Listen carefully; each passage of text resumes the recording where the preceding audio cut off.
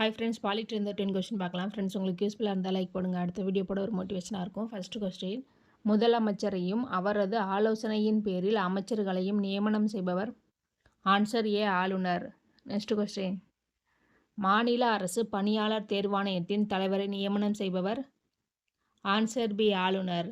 Next question, மாநில அரசாங்கத்தின் கொள்கைகளை உருவாக்குவதில் முக்கிய பங்கு வகிப்பவர்? ஆன்சர் டி, முதலமைச்சர்.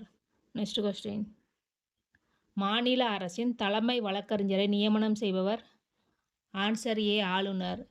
நெக்ஸ்ட் கொஸ்டின், பண மசோதாவை யாருடைய ஒப்புதலுக்கு பின்னரே சட்டமன்றத்தில் கொண்டு வர முடியும்?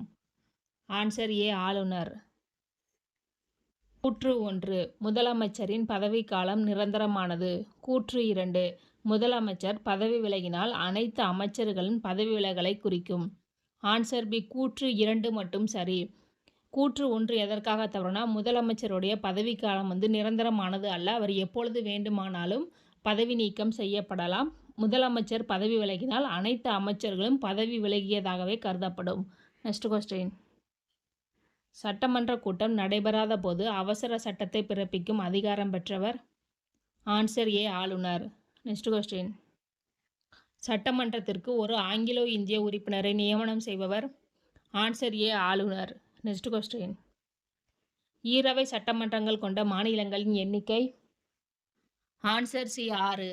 அவை என்னன்னா, பீகார், உத்தரப்பிரதேசம், மகாராஷ்டிரா, ஆந்திர பிரதேசம், தெலுங்கானா, கர்நாடகா. நெக்ஸ்ட் கொஸ்டின், ஆளுநரின் பதவிக்காலம்? ஆன்சர் சி, 5 ஆண்டுகள். Okay friends, thank you.